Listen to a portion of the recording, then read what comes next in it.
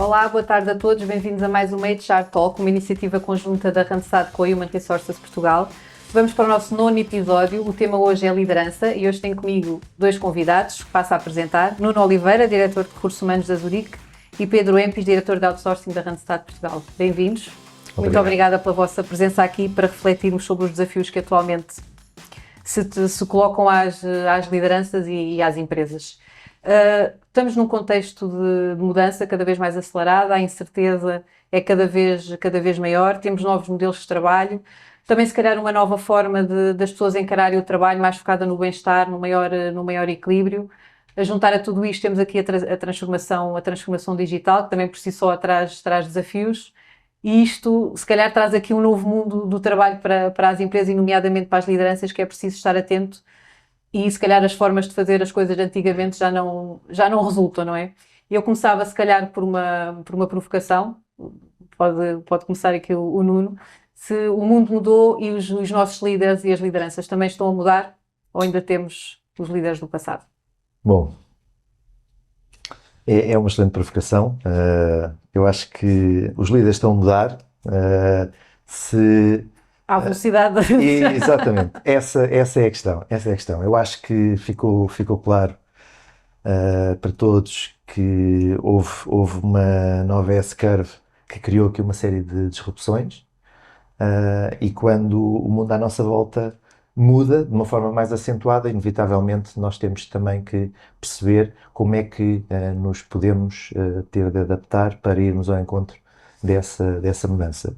A perspectiva de liderança acaba por ser uma perspectiva não apenas focada no próprio, mas também nos outros, nomeadamente nas equipas com que trabalhamos, e isso faz com que tenhamos que ter aqui uma outra sensibilidade de percebermos como é que cada um à nossa volta se está a adaptar em função das circunstâncias e em função daquilo que exige. Portanto, muito aqui haveria para dizer, mas acho que sim, que já começamos a verificar um conjunto de outras preocupações que antes, se calhar, não víamos de uma forma pelo menos tão acentuada, tão notória, mas ainda temos um longo caminho pela frente.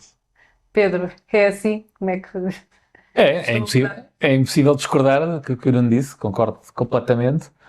Acho que há um antes e um depois, claramente, da pandemia, para imensas coisas, nomeadamente a liderança, que teve que se adaptar, não só porque liderar à distância não é a mesma coisa do que liderar presencialmente.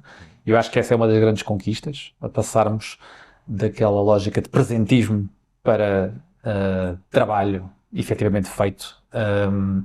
E isso é muito cultural e, portanto, isso vinha muito enraizado, talvez daqui a uns anos, quando se estuda isto mais para trás, seja mesmo esta a grande diferença. Ainda não temos distância suficiente. Talvez ainda não nos adaptámos, a poeira ainda não assentou toda, mas lá está, as pessoas têm que se adaptar rapidamente e, portanto, se a pergunta é, os tempos mudaram, os líderes também mudaram, sim, uns mais depressa do que outros, como o Nuno sugeria, uns de uma forma mais eficaz do que outros. Mas eu creio que já todos, ainda que estejam ou não a implementá-lo, já perceberam que a fórmula anterior não é a fórmula de sucesso para o futuro. E, portanto, a partir daí, já não é mau. Portanto, temos aqui um reconhecer do problema ou da temática em mãos e já há bons exemplos de pessoas que se adaptaram e que conseguem bons resultados neste modelo, que também ele ainda um bocadinho, ainda está tudo a descobrir o que é que faz sentido. Depois depende das organizações, depende das pessoas, da maturidade das pessoas. Eu acho que podemos discorrer um bocadinho mais sobre isso, mas acima de tudo, uma das coisas que é um dos grandes desafios para as lideranças é que a mesma receita não serve para todos. E, portanto, existe também aqui alguma coragem de saber dizer sim, contigo funciona, não, contigo não funciona, e o que é que tens que fazer para que funcione. E isso acho que é bom. Obrigou as pessoas também, não falava ali de sensibilidade, eu concordo, obrigou que as pessoas os líderes estivessem mais atentos aos sinais, até porque alguns agora são virtuais, não é? E, portanto, por um lado, à distância. É engraçado, eu estava a outro dia refletiva sobre isto, que há uma distância evidente, não é? Mas, ao mesmo tempo, no ecrã nós vemos coisas que não víamos presencialmente. Podemos estar mais atentos e a pessoa está ali com a cara ali mesmo em cima. E portanto, isto há aqui, dos dois lados, aparecem coisas surpreendentes com que se pode trabalhar. E quais é que são os grandes desafios que se colocam? Tem a ver com as novas formas de trabalho? com esta questão do híbrido já não ser a exceção, mas ser se calhar mais a regra, ou pelo menos cada vez mais a regra. Se tem a ver enfim, com o contexto em si, que também é muito mais exigente, esta questão da transformação digital. Qual é que se pudesse identificar 2 ou 3 grandes desafios que têm impacto ou que motivam esta necessidade de mudança da liderança, o que é que identificaria? Sim, eu começaria precisamente pelo primeiro, que a Leonor também mencionou, os novos modelos de trabalho. A partir do momento, e eu acho que hoje acabamos de ter essa clarividência, a grande dificuldade após o início da pandemia não foi isto, obviamente salvaguardando as atividades e as funções que permitiram que assim fosse, não foi pegarmos nas nossas trouxas, permitam-me a expressão, e passarmos de um modelo maioritariamente 100% presencial para um modelo maioritariamente ou 100% remoto. A grande dificuldade foi conciliar o melhor de 2 mundos. E é um bocadinho esta jornada de aprendizagem que o Pedro também fez referência, que acho que ainda estamos. Claramente, um modelo de trabalho híbrido implica todo aqui um conjunto de variáveis que antes não é que não fossem importantes, mas eram mais facilmente controláveis. Porquê? Porque o ambiente de trabalho maioritariamente era único, as variáveis desse ponto de vista estavam muito mais controladas e eram muito mais semelhantes de pessoa para pessoa. Nós costumamos utilizar uma expressão que é deixarmos de ter, enfim, 20 postos de trabalho para passarmos a ter 500. Fazendo uma analogia, cada posto de trabalho, enfim, quase que pode ser comparado à casa de cada colaborador, que tem um conjunto de características diferentes também. Ou seja, antes podíamos dizer que o local de trabalho era maioritariamente único, depois o que mudavam eram as características pessoais. Das pessoas. Hoje em dia são as características pessoais que continuam a ser diferentes e pessoa para pessoa, e adicionalmente temos todo o ambiente no qual as pessoas, pelo menos alguns dias da semana, desenvolvem as suas atividades. Portanto, o modelo de trabalho híbrido, inequivocamente, veio implicar aqui um conjunto de coisas e veio acentuar aquilo que já antes vinha sendo exigido às lideranças, que era manter um foco muito grande nas pessoas, no acompanhamento, num diálogo permanente, não só para conseguirem acompanhar o que as pessoas ao fim e ao cabo acabam por estar a desenvolver, como também antecipar todo aqui um conjunto de preocupações que acabam por se colocar de pessoa para pessoa. Não menos importante, as ferramentas. Ou seja, do ponto de vista, isto acaba por estar obviamente ligado, do ponto de vista de canais de comunicação, hoje em dia temos uma multidisciplinaridade de canais que temos que gerir e que devemos privilegiar para determinado tipo de temáticas ou contextos.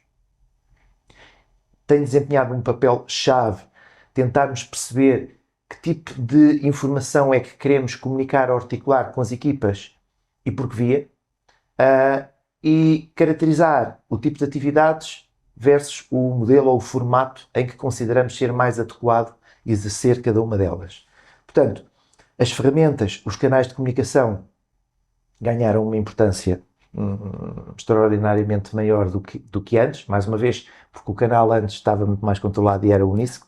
Agora é multidisciplinar e quando atuamos só de um para um, temos um conjunto de preocupações. Quando atuamos de um para vários ou de vários para vários, quer dizer, as coisas multiplicam-se de uma forma exponencial. Portanto, claramente, os canais de comunicação e a forma como interagimos com as equipas é um aspecto para o qual hoje em dia as lideranças têm que estar muito mais despertas e muito mais orientadas para experimentar.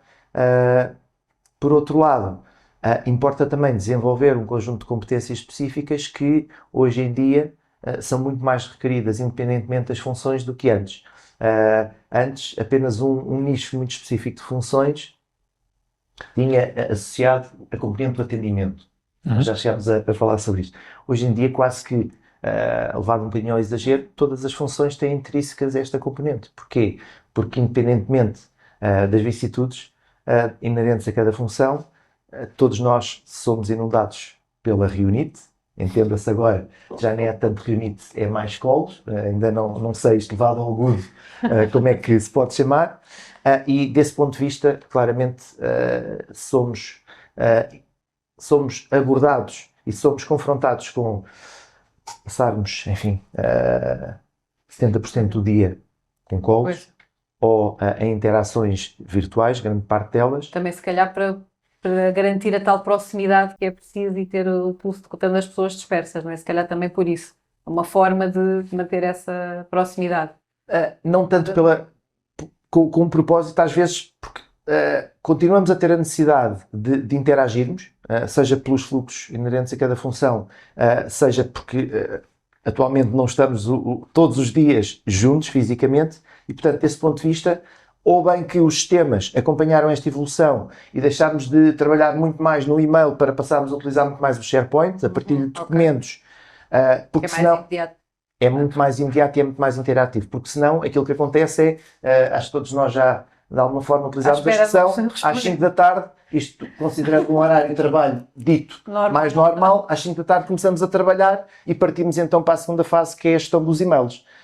E portanto, temos que evitar isto, porque isto depois é o que está a conduzir a todo um conjunto de preocupações que antes as FIAs não é que não se importassem com as pessoas, mas hoje têm claramente uma maior preocupação relativamente ao workload, relativamente a suspeitas de burnout que, enfim, impactam depois, quer no bem-estar, quer no resultado final das equipas. Pedro, é este o grande desafio que outros é que se consegue identificar aqui para além deste relacionado com os modelos de trabalho, ou todos acabam por estar depois vir associados? Sim, a liderança é multidisciplinar, não é? E tudo acaba por estar ligado. Mas o que eu acho que é a grande diferença, o que é ótima notícia, do ponto de vista de conceito, depois de implementação e outra história, é que o resumo do que o Nuno estava aqui a dizer, que eu acompanho, é nós vamos precisar de lideranças mais humanas. Ou seja, eu que tinha uma equipa de X pessoas, tinha a tal lógica mais unidirecional e agora eu tenho que estar atento a outras coisas. Saúde mental, por exemplo, que falamos, não que antes não fosse importante. Eu posso ter um conjunto de pessoas que estão falando dos modelos de trabalho em casa, mas aquilo que se calhar funciona muito bem para algumas pessoas, porque tem essa capacidade, tem essas condições também, as pessoas não têm todas as mesmas condições, para outras pode ser difícil, mas elas podem estar com dificuldade em dizer isso mesmo, porque não querem sair da norma. E portanto isto obriga a uma lógica muito individual, o que é ótimo, desta lógica um para um, e de uma sensibilidade maior de quem lidera, de conseguir ler nas entrelinhas e conseguir provavelmente ter conversas que antes não tinha para conseguir maximizar o resultado daquilo que é o seu grupo de trabalho. E, portanto, essa é uma parte importante. Depois, o Nuno também abordou aqui um ponto que eu acho que é importante só reforçar, que é escolher, e aí é o papel do líder, os momentos e os modelos para cada coisa. Ou seja, não vá dar-se o caso, de repente está tudo no escritório com uns fones na cabeça a fazer reuniões. Quer dizer, para isso estou em casa. E ao mesmo tempo o contrário, de facto, ser uma reunião mais relevante, seja um para um em que é preciso passar uma mensagem mais contundente ou mais estratégica, que se calhar é relevante fazê-la cara a cara, à antiga, vamos lhe chamar, ou numa reunião mais estratégica ou num ponto, se calhar semanal, o que seja, pois cada um tem os seus ritmos e cada indústria tem também a sua lógica de funcionar. Mas saber selecionar quando é que tiramos o maior partido do presencial e quando é que, de facto, as mais-valias do trabalho remoto se podem evidenciar. E este é um trabalho de continuidade, de ir lendo sinais, de ir percebendo. Daí eu dizer que a sensibilidade passou a ganhar aqui uma parte muito relevante de como tudo isto se conecta. E se fosse para identificar que características ou o que é preciso mudar, que competências é que é preciso aqui alavancar, que se calhar não estão tão presentes ainda, passa por aí pela essa empatia, por outra... Que competências é que é preciso aqui desenvolver mais? Que se calhar estávamos muito focados mais na liderança efetiva, não é? No direcionar, e agora se calhar não será tanto por aí. Sim. Não será tanto só o dar ordens, só o dizer o que é para fazer e por outro... Não ser tanto o chefe, não é? Ser mais... Sim. Se é que sim, se é que é por aí que é mais urgente mudar, se é questão cultural, por exemplo, o que é que... Claro, a cultura tem um peso enorme, como nós sabemos, e nem todas as organizações têm a mesma velocidade de adaptar essa cultura. É das coisas mais difíceis, como nós sabemos, é inverter, quando se quer, uma cultura dentro de uma organização. Olhando em competências, eu creio que a autonomia, ou seja, o líder tem que trabalhar muito para garantir que as suas pessoas estão autónomas, porque vão precisar disso, caso contrário é caótico, não é? E aí entram os canais, os mails, os chats, os telefones, tantas por todo lado, e a coisa torna-se ingerível. E, portanto, um dos trabalhos costuma-se dizer, é quase um clássico, não é? O líder tornar-se inútil significa que tem as pessoas junto inútil seja a função que tem, não é? Poder passar para a próxima e eventualmente mais interessante, mais relevante para a empresa, mais estratégica. E isso ganha peso, ou seja, a partir do momento em que nós largamos um bocadinho, não é bem o taylorismo, mas é quase, por isso é que eu digo, daqui a uns anos há de se olhar para aqui, será um ponto de inflexão em que cada um acaba por ser a sua própria, quase unipessoal, em que tem um conjunto de objetivos que têm que estar muito bem determinados, tem um acompanhamento nos ritmos que cada realidade pede, mas depois tem o seu espaço. Depois vai um bocadinho contra a Reunite ou a Callzit, que é hoje em dia parece que se o calendário não estiver todo ocupado, há ali, aquela pessoa está com o que fazer, está com pouco a fazer. Também é uma questão muito cultural de hoje em dia. Já começam a aparecer os espaços de concentração, etc. Ali quase a proteger o calendário. Muitas vezes eu tenho reuniões que são fora, e às tantas, de repente, olho para o meu calendário e está uma reunião colada. E eu digo, não, impossível, eu tenho que me deslocar.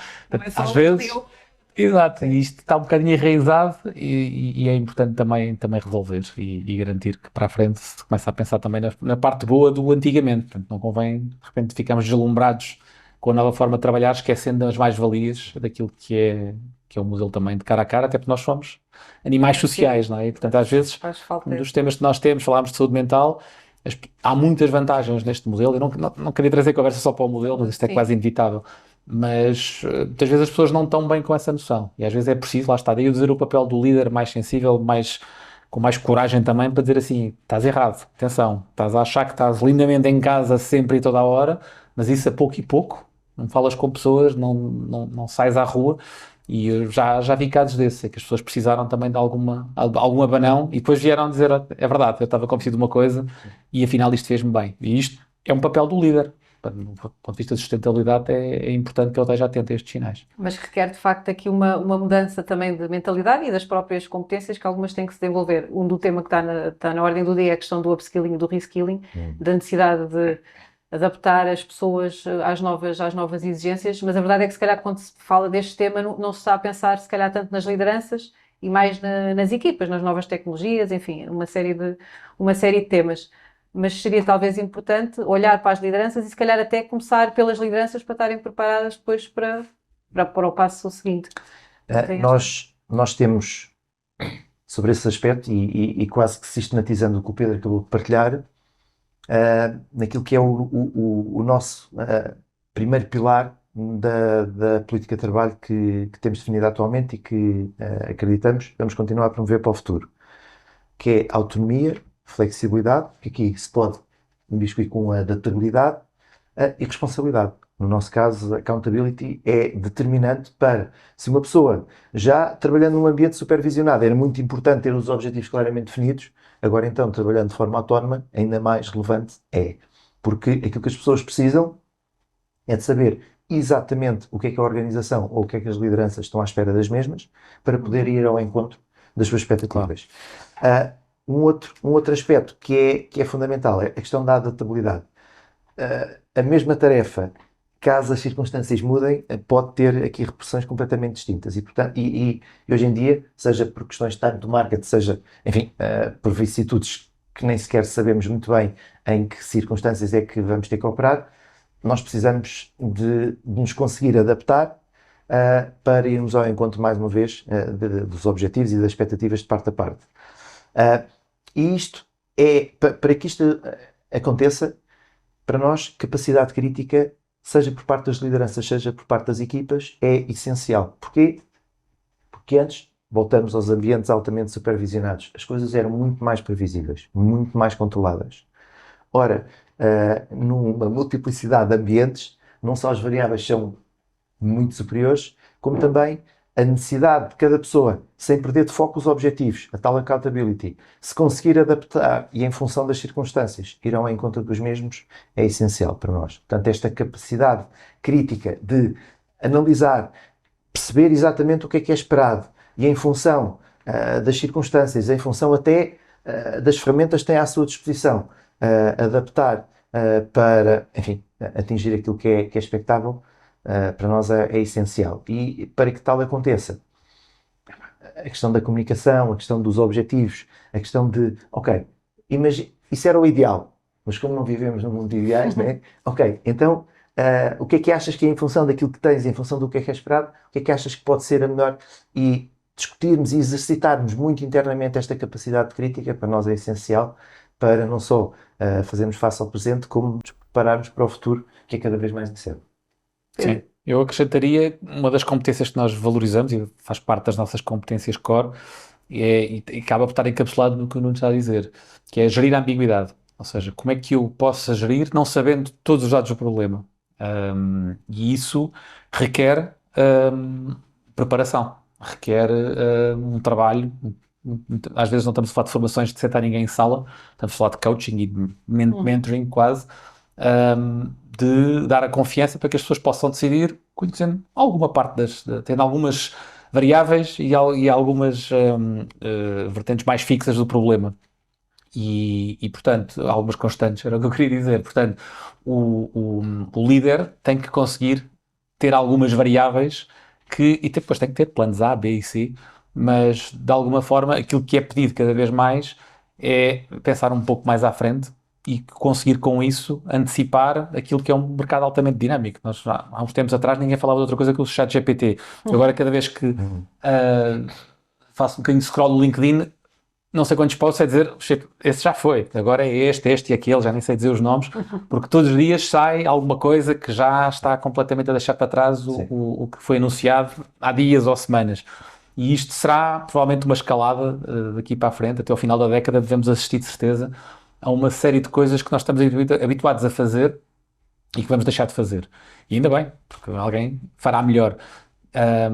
A questão é se vamos conseguir aproveitar para usar esse tempo para tudo isto que aqui falamos.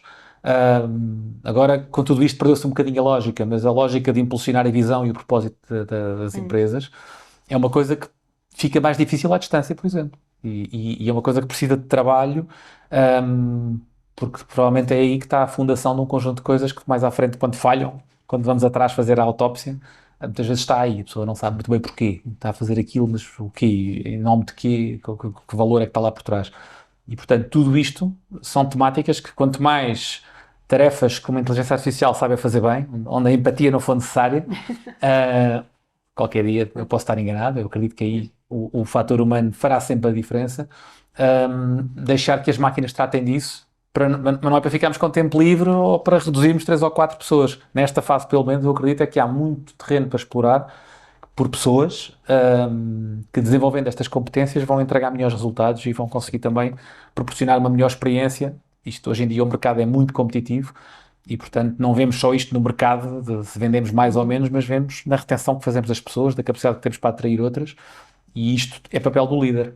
É uma função mais completa do que Era isso que eu ia perguntar, porque estamos aqui também num contexto de escassez de talento ainda, não é? Ainda é um tema, portanto há aqui a necessidade não só de atrair pessoas com as profissionais com as competências que a organização necessita, mas também fidelizar e desenvolver aqueles que estão dentro de casa. E a questão do propósito e da cultura também passa muito pelo líder fazer passar esta mensagem, que será importante nesta questão da atratividade da empresa. Também, qual é que é a importância aqui do líder nestes temas? Tem essa tendência para pôr na comunicação e em employer branding, mas se calhar tudo isto tem aqui um ponto comum de onde parte, e que as lideranças se calhar também têm aqui influência.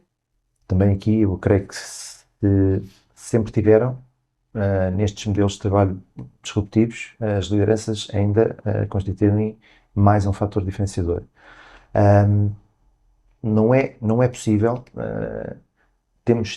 eu corroboro e preciso ver o que o Pedro tinha mencionado relativamente a mais do que ordens ou indicações claras, porque se as coisas estiverem definidas, não é preciso irmos por aí. É muito mais importante agora focarmos no coaching, no mentoring, porque é aí que vamos desafiar as pessoas a desenvolverem não só o tal pensamento crítico, como a superarem-se.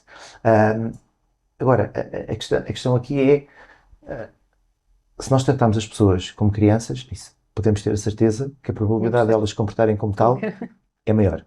Isto não é tão diferente do que temos em nossa casa, no caso das pessoas que têm filhos, não é? Correto. Sempre que temos, ou procuramos ter uma conversa um pouco mais adulta com eles, somos muitas vezes surpreendidos até com um conjunto de respostas para os quais, às vezes, não estamos preparados. E eu acho que tem muito a ver com isso. As lideranças, se calhar fomos todos nós, doutrinados, a gerirmos com base em regras muito específicas. Quando nós, cada vez mais, temos princípios de orientação. E a mesma regra, se já antes não se aplicava para todos, daí haver sempre aquela expressão da regra sem exceção, hoje em dia mais isto acontece. E, portanto, há um conjunto de boas práticas, há um conjunto de princípios de orientação que as FIAs têm que conseguir interpretar, mais uma vez voltamos ao tal pensamento crítico, têm que conseguir adaptar pessoa a pessoa e em função das circunstâncias. Isto tem que ser promovido com um diálogo transparente, a questão de tratarmos as pessoas como adultos. Eu acho que é associarmos a autenticidade à inteligência emocional, temos a capacidade de dizer claramente aquilo que as pessoas precisam de ouvir, e em alguns casos nós temos um modelo de trabalho super flexível, mas que tem um conjunto de recomendações que, enfim, são muito ouvidas no mercado. Há empresas que estabelecem 1, 2, 3, um determinado número de dias por semana para estarem no escritório. O nosso mantém-se flexível, mas tem aqui uma recomendação de, em média, num determinado período de tempo, as pessoas irem 2 vezes por semana ao escritório. O que é que determina, e temos muitas FIAs a dizer assim, precisamos de voltar a obrigar as pessoas a vir para o escritório. Arranjar argumentos para os trazer ao escritório, não é? Essa pergunta, quando essa pergunta surge, isso é logo espetacular. Então vamos explorar, então, mas porquê? Porquê é que precisamos de forçar as pessoas a trazer para o escritório? Exato. É só porque a empresa estabelece a regra, ou é porque tu estás a observar um conjunto de coisas que se calhar até perceberem melhor, tu e a pessoa precisam de estar mais tempo juntos. Mas depois também não adianta, como o Pedro também há pouco referiu, vamos todos para o escritório, mas depois está tudo com os auscultadores e está tudo a responder a e-mails e ninguém interage entre si. Portanto, é essencial a autenticidade com inteligência emocional, porque depois também não podemos dizer as coisas, enfim, de uma forma qualquer, temos que conseguir fazê-lo de uma forma positiva para que as pessoas também consigam, enfim... E ter a coragem de tratar casos diferentes de maneira diferente, não é? Correto. Às vezes as pessoas querem resolver um problema, então generalizam, e à conta disso, há não sei quantos que vão ser impactados por uma decisão que para eles é perfeitamente indiferente, se calhar até vão causar um problema, não é? Sim. E é preciso coragem para ser diferente e para explicar. E isso às vezes falha, e é importante treinar e incentivar. Antes mesmo da pandemia, começámos a trabalhar e a discutir muito o significado da palavra inclusão, da palavra diversidade, e neste momento temos uma pérola nas mãos que ainda não sabemos muito bem como continuar a esculpir. Porque, de facto, se é possível hoje trabalharmos a inclusão e trabalharmos a diversidade, enfim, o modelo de trabalho veio potenciar imenso isso mesmo. Porque uma pessoa, em alguns casos, potenciar a criatividade, todos trabalhando exatamente no mesmo espaço, da mesma forma, todos os dias, quer dizer, era difícil, não é? Porque logo à partida o que estamos a pedir às pessoas é pensem de forma diferente, mas continuem a trabalhar da mesma forma. E hoje em dia não. Hoje em dia estamos todos a trabalhar de formas muito dispares e, em alguns casos, está-nos a ser pedido trabalhar em uníssono. O que não deixa de ser uma espécie de contradição, não é? Mas, mais uma vez, capacidade crítica, espírito crítico, inteligência emocional, porque naturalmente também somos muito mais afetados pelo ambiente que nos rodeia, se estivermos a trabalhar em casa, do que muitas vezes estamos, agora aí sim, num ambiente mais controlado, que até serve cada vez mais não só como local de trabalho, mas como um centro de serviços. E portanto não é expectável, de facto, irmos para o escritório fazer exatamente as mesmas coisas, porque isso aí, agradeçam vocês, à empresa, ao ambiente, deixem-se estar em casa, não é? Porque não vale a pena estarmos a deslocar, estamos a... desperdiçar recursos. Pedro, e passando agora aqui um bocadinho mais para a liderança topo, são esses tipos de líderes intermédios e desfias intermédias que procuram? Sendo a Randstad uma empresa especialista em recrutamento e contrata obviamente também para estas funções, que tipo de líderes é que as empresas pedem? Notaram aqui uma diferença nas características que são pedidas, naquilo que esperam dos líderes, ou mudou-se muito pouco aí ainda? Não, já notamos. Não deu aqui uma palavra que eu acho que é a chave, que é a adaptabilidade também. Ou seja, procuram-se líderes que se adaptem a perfis diferentes, a perfis distintos. Falámos aqui de diversidade e inclusão, e ela não dá uma panóplia enorme de versões não só aquelas mais badaladas. E quando vemos diversidade, vemos mesmo pontos de vista diferentes, seja por qual for a característica de que estamos a falar. E há pessoas que gerir uma pessoa não é... É importante saber gerir uma palete diferente de pessoas com características muito diferentes.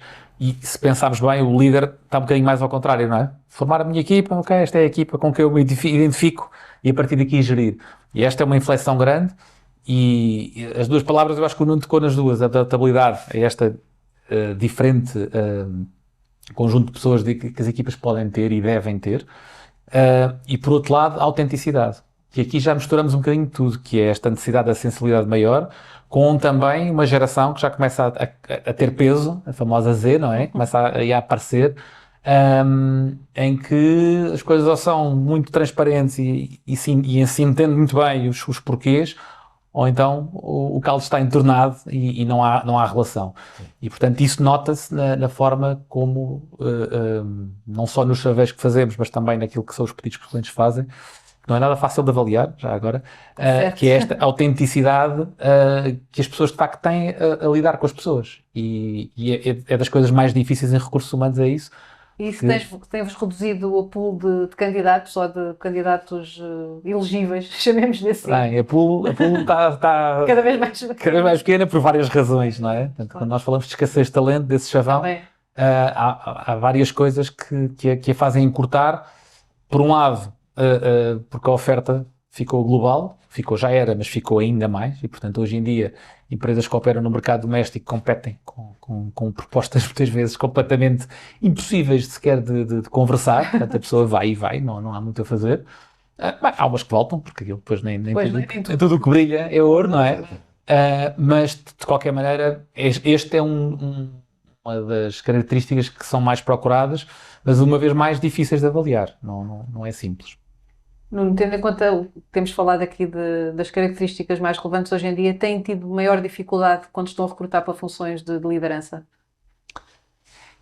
Bom, funções de liderança é muito relativo São também. muito, sim, mas porque toda a gente que tem equipas para gerir pode ser considerado um líder, não é? Hoje em dia e cada vez mais. quase sou pena de alguma forma me contradizer. Eu acho que por um lado a oferta é maior, porque hoje também temos muito mais abertura para pesar um conjunto de características do que antes, se calhar, em que nos confinávamos mais à experiência prévia naquela função em concreto e naquele setor muito específico. Hoje em dia, porque também procuramos coisas diferentes, também tendemos a considerar outro tipo de alternativas. Querem um problema de maneira diferente também. Agora, o desafio aqui, eu acho que é cada vez mais time to market.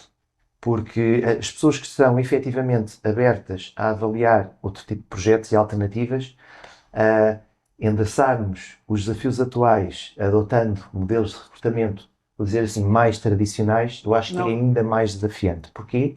Porque considerarmos, principalmente o Pedro falou da geração Z, considerarmos um processo que envolve 3 entrevistas, em momentos completamente distintos, cobrindo ali, quer dizer, a segunda a pessoa diz, olha, entretanto já me comprometi e tal, já foi.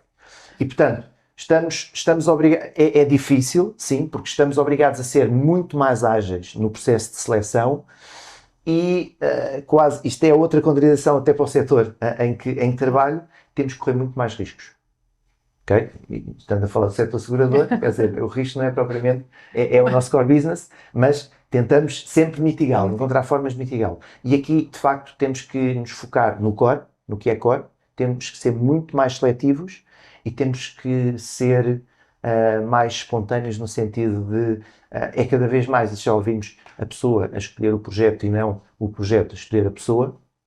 Sou pena de quando vamos a tomar a decisão, a pessoa já não está disponível, mas, de alguma forma, envolver a pessoa e esperar que a pessoa efetivamente traga algo novo para a organização e, portanto, isso leva-nos a aumentar o scope que se calhar antes excluíamos logo à partida. Portanto, daí a contradição. Eu acho que, por um lado, está mais desafiante recrutar, porque temos que ser muito mais ágeis e não podemos claramente continuar a adotar modelos mais tradicionais. Por outro lado, eu acho que podemos avaliar um conjunto de características que antes, se calhar, excluíamos logo à partida.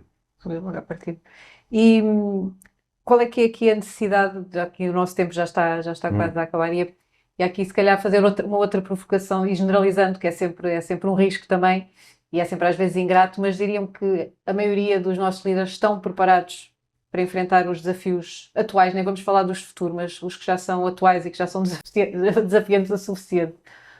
Generalizando, que é sempre obviamente um risco, começaram logo por dizer que é um caminho que está a ser feito, estão a ser dados os primeiros passos, mas mais lento que aquilo que seria,